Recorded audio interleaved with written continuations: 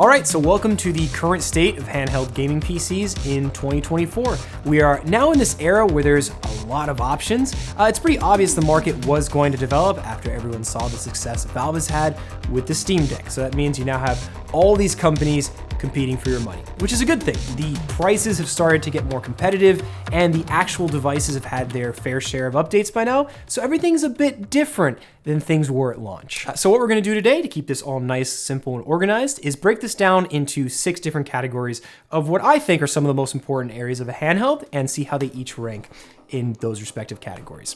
Starting with display, that's the actual resolution, fluidity, size, and really what it's like to use each of these screens when you compare them to each other.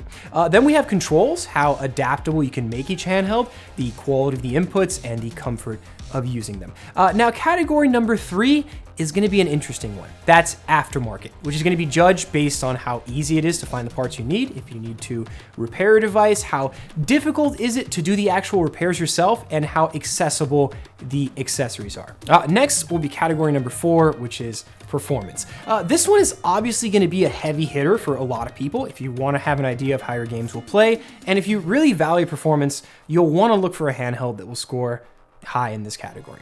So next is gonna tie in perfectly because it's battery life. How optimized is the handheld when it comes to the top of the chain, like AAA titles, to the lighter indie titles where you'll want your device to sip power for those long trips. Now the final one is gonna be software and support. This one really relies on future outlooks for those devices that haven't been out as long. How many updates, bug fixes, and support is expected to keep your device running optimally for as long as possible. So now that we have this system all set up, you should have an idea of what categories are most important to you, so you can eventually choose your own winner. Of course, these are my own picks. Not everyone is going to agree with me, but that's kind of what makes this whole process interesting. So let's get into it. Displays are probably the single place where you either fly high or instantly hit the ground when you first pick one of these up. So the ROG Ally and Steam Deck both have 7-inch screens, and it's pretty obvious that on paper the Ally has a better display than the Steam Deck. I don't think many people disagree with that. The stock color calibration has always been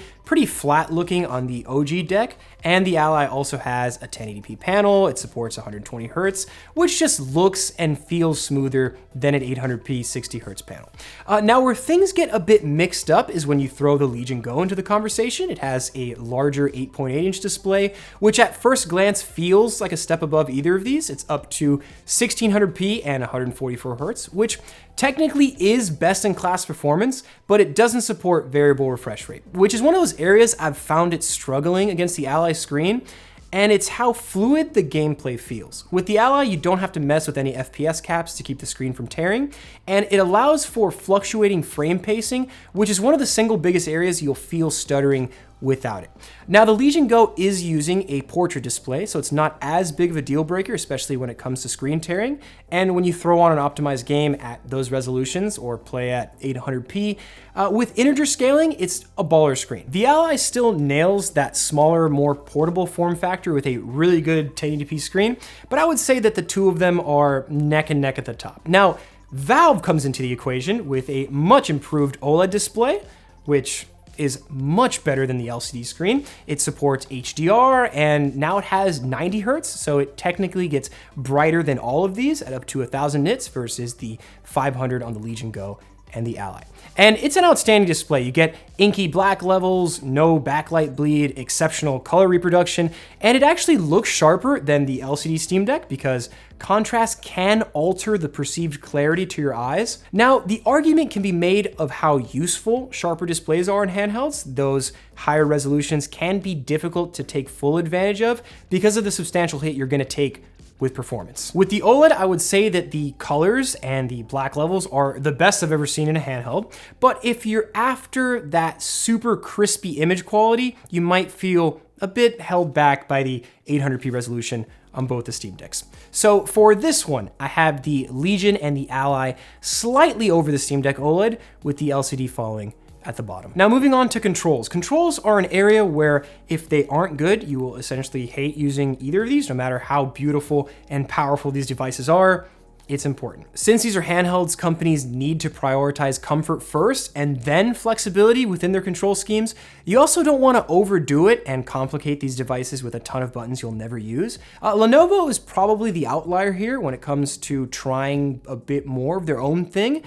Taking inspiration from these Switch's detachable controls and adding programmable buttons everywhere. It just happens to be really big, like a really big handheld, especially if you have smaller hands. It's not gonna feel like the most portable experience, where the Ally, again, really nails the form factor. It struggled initially by having pretty rough stick dead zones from the factory.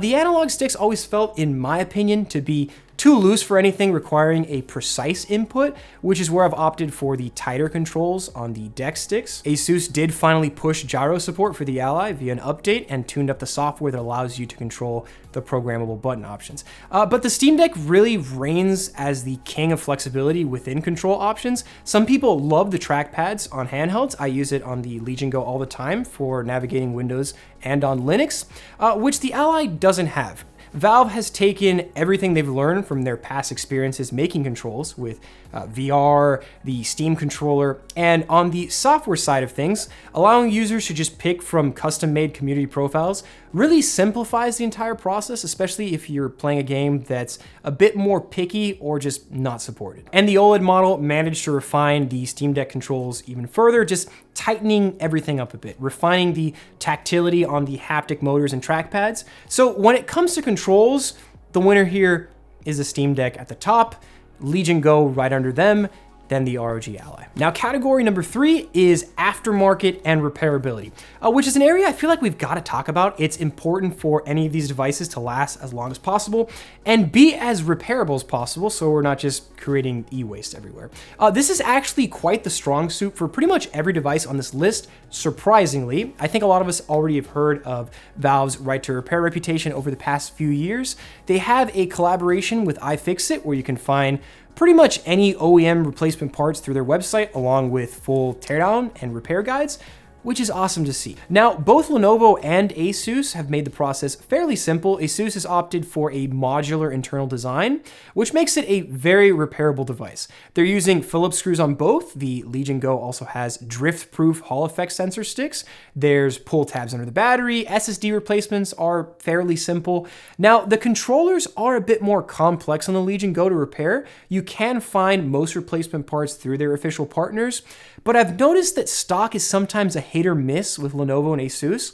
Whereas Valve and iFixit have a near perfect repair experience. The OLED model replaced the Phillips screws with Torx screws, so they are less easy to strip now, and they're actually using screw pillars that have embedded metal threads. As for aftermarket support, obviously the Steam Deck has been out longer, so you will find quite a bit of third-party support and accessories online, but there isn't a complete shortage of carrying cases, screen protectors, and docks out there for the Ally or Legion Go. It's actually quite the opposite. So all of these devices have publicly available repair manuals, but Valve still manages to have better part availability and inventory over the other options. So if I had to pick just one device, like, just easy to get parts for down the road and not have to think about it as much, the Steam Deck is taking the repairability and aftermarket category. All right, so moving on to performance. This one seems like a really easy choice for a lot of people out there, but it's not as clear-cut as you may think. So the Legion Go and ROG Ally both use the Z1 Extreme, which is a flagship handheld gaming chip,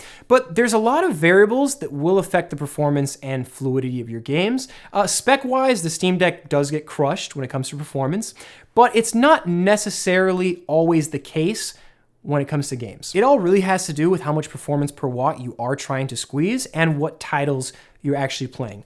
There are some games that will take advantage of the faster RAM in the Legion Go, especially with the latest updates. You can squeeze out a couple more FPS in some games over the Ally, but it really depends. The way I've always tried to describe it is to think of the Z1 Extreme within the Ally and the Legion Go as a mini laptop chip that needs power in order to deliver that performance bump, where the Steam Deck operates extremely well in those lower wattages below that 15 watt range, which is like a break-even point for a lot of games. So if you are into older titles like emulating or indie games that require a lower power consumption to maintain performance, that's where the Deck can edge ahead with a very efficient chip. Now, where you see the advantages of the Go and the Ally are above that 12 to 15 watt range, like when you blast 30 watts and have them both turboing plugged in, you're gonna start to see the FPS numbers fly up in those big AAA titles. Of course, it depends on the resolution you're playing at, but the Ally especially has gotten much more performance optimization than it had at launch. Obviously, with time, these are getting better. So if you're after the more PC-like experience with tuned up performance, higher refresh rates without much compromise, Lenovo and Asus are making some of the best performing devices right now. So then category number 5 is battery life. Kind of one of the most important core aspects of a gaming handheld device. When you really think about it, it's an area that you are essentially always working against. When you are designing these handhelds, it's a huge consideration. You want a nice screen, it's gonna take more battery life. You want a more powerful chip, it's gonna take more battery life. So it's a battle you have to manage, and some companies do have the upper hand here. The more custom components you have within your product, the more custom tailored and tuned you can make the experience. Asus and Lenovo have to deal with Windows, which has never been exactly an award-winning experience in a handheld, nor is it known for its optimization. This has allowed Valve to take advantage of using a custom OS designed exactly for the Steam Deck and tweak the battery life as much as possible. So of course, again, it depends on the types of games and scenarios you throw at these handhelds, but the Steam Deck really excels at sipping power when cruising at that lower wattage range. It also doesn't have the higher end resolutions of the Ally and Legion Go, so another area it can save power. Valve is very good at optimizing their devices, and the Steam Deck OLED is another prime example of this battery life saving. The gap begins to close when you play those heavier AAA titles, but if I'm on the go and I know I'm not gonna be near any outlets anytime soon, I know I'm pretty safe with a Steam Deck. Okay, so the final category is software and support, which right now, all of these devices are vastly different than they were at launch. Asus and Lenovo have continued to drop software updates on a pretty constant basis, just ironing out the experience with every revision. But regardless, they are still going to be limited to the Windows experience and all the positives and negatives that comes with. And now that I've used Windows on handhelds for a while with both the Legion and the Ally, I do totally understand some of the positives that comes with it, especially when you pair it with a dock that allows you to create the full-fledged gaming PC experience in quotations. Channel sponsor Ugreen sent over their Revo Dock Pro 210, and I have been using it for a couple months now. It's paired really well as a docking station with either Windows handheld.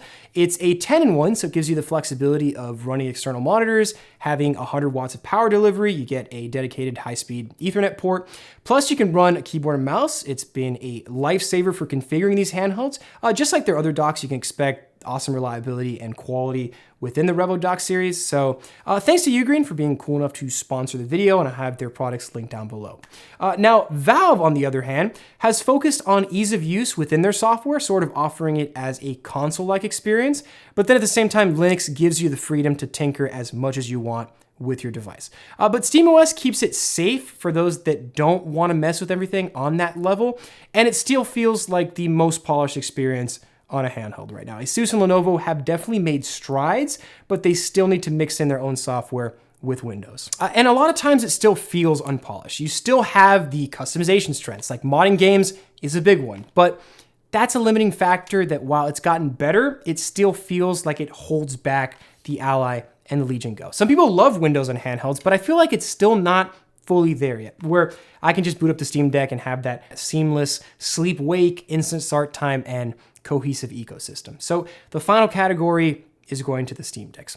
Of course, this is just my own opinions after putting tons of hours into these over their life cycles. They each fit their roles really well. It's really a personal decision. Everyone is going to have their own preference in devices, but regardless, each of these have gotten better and they just drive each other to improve, which is why competition is really important. You might assign more points in one of these categories of importance than I did, so you could end up with a completely different winner, but at the end of the day, I hope this was of assistance so you can get kind of a better idea of where each of their strengths and weaknesses are overall right now and choose exactly what you're looking for. So choose your winner, drop a comment about your experience down below, and I'll see you guys in the next one. Thank you so much for watching.